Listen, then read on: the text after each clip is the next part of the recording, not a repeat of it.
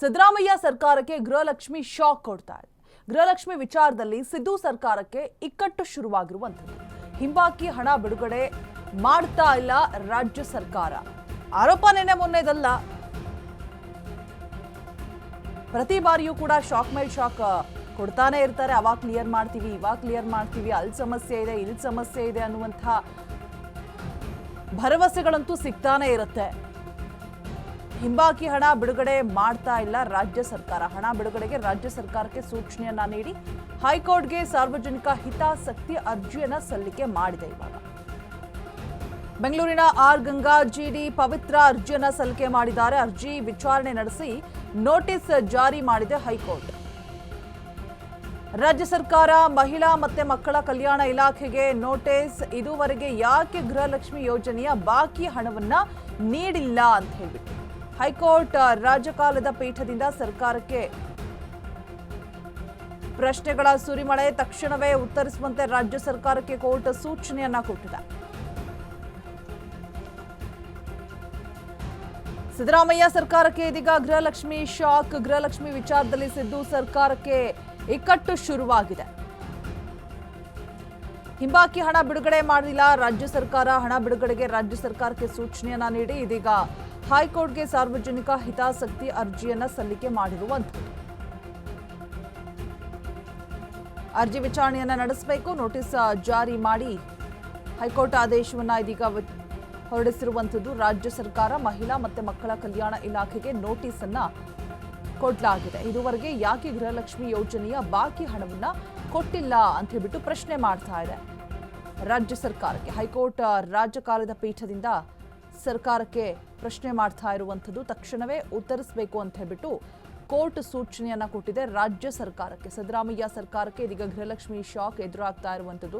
ಹೌದು, ಒಮ್ಮೆ ಸುಮ್ಮನಾಗ್ತಾರೆ, ಮತ್ತೊಮ್ಮೆ ಸುಮ್ಮನಾಗ್ಬೋದು. ಪದೇ ಪದೇ ಇದು ರಿಪೀಟ್ ಆದಂತಹ ಸಂದರ್ಭದಲ್ಲಿ ಈ ರೀತಿಯಾದಂತಹ ಬೆಳವಣಿಗೆಗಳಾಗೋದು ಸರ್ವೇ ಸಾಮಾನ್ಯ. ಇದೀಗ ಹೈಕೋರ್ಟ್ಗೆ ಸಾರ್ವಜನಿಕ ಹಿತಾಸಕ್ತಿ ಕಡೆಯಿಂದ ಅರ್ಜಿಯನ್ನ ಸಲ್ಲಿಕೆ ಮಾಡಲಾಗಿದೆ. ಬೆಂಗಳೂರಿನ ಆರ್ ಗಂಗಾ ಜಿಡಿ ಪವಿತ್ರ ಅನ್ನೋವರ ಕಡೆಯಿಂದ ಅರ್ಜಿ ಸಲ್ಲಿಕೆ ಆಗಿರುವಂಥದ್ದು. ಅರ್ಜಿಯನ್ನ ವಿಚಾರಣೆ ನಡೆಸಿಬಿಟ್ಟು ನೋಟಿಸ್ ಜಾರಿ ಮಾಡಿದೆ. ಫೈನಲ್ ಆಗಿ ಇದೀಗ ಹೈಕೋರ್ಟ್ ಉತ್ತರವನ್ನ ನೀಡಬೇಕು. ಯಾಕೆ ತಡ ಆಗ್ತಾ ಇದೆ, ಗೃಹಲಕ್ಷ್ಮಿ ವಿಚಾರದಲ್ಲಿ ಏನ್ ಎಡವಟ್ಟಾಗ್ತಾ ಇದೆ, ಹಿಂಬಾಕಿ ಹಣ ಯಾಕೆ ಇನ್ನೂ ಕೂಡ ಬಿಡುಗಡೆ ಮಾಡಿಲ್ಲ, ಹಣ ಬಿಡುಗಡೆಗೆ ರಾಜ್ಯ ಸರ್ಕಾರಕ್ಕೆ ಸೂಚನೆಯನ್ನ ನೀಡಿದೆ. ಇದೀಗ ಈ ಬಗ್ಗೆ ಹೆಚ್ಚಿನ ಡೀಟೇಲ್ಸ್ ಅನ್ನ ಕೊಡೋದಕ್ಕೆ ನಮ್ಮ ಪ್ರತಿನಿಧಿ ಅರುಣ್ ದೂರವಾಣಿ ಸಂಪರ್ಕದಲ್ಲಿ ಜಾಯಿನ್ ಆಗ್ತಾ ಇದ್ದಾರೆ. ಅರುಣ್, ಈ ಒಂದು ಏನು ಗೃಹಲಕ್ಷ್ಮಿ ಅನ್ನುವಂತಹ ವಿಚಾರದಲ್ಲಿ ಸಮಸ್ಯೆಗಳು ಒಂದೆರಡು ದಿನದಲ್ಲ, ಈಗ ಫೈನಲಿ ಇದೀಗ ಅರ್ಜಿಯನ್ನ ಸಲ್ಲಿಕೆ ಮಾಡಿರುವಂತದ್ದು ಸಾರ್ವಜನಿಕರಿಂದ. ಕೋರ್ಟ್ ಕೂಡ ಆದೇಶವನ್ನ ಹೊರಡಿಸಿದೆ, ಉತ್ತರ ನೀಡಬೇಕು ಅಂತ ಹೇಳ್ಬಿಟ್ಟು ರಾಜ್ಯ ಸರ್ಕಾರಕ್ಕೆ ಪ್ರಶ್ನೆಯನ್ನ ಮಾಡಿದೆ. ಸೊ ವಾಟ್ ನೆಕ್ಸ್ಟ್ ಅನ್ನುವಂಥದ್ದು, ಯಾವಾಗ ಇದಕ್ಕೆ ಒಂದು ಕ್ಲಿಯರೆನ್ಸ್ ಅನ್ನುವಂಥದ್ದು ಸಿಗುತ್ತೆ? ಈ ಸಮಸ್ಯೆ ಒಂದೆರಡು ದಿನದಲ್ಲ ಅರುಣ್.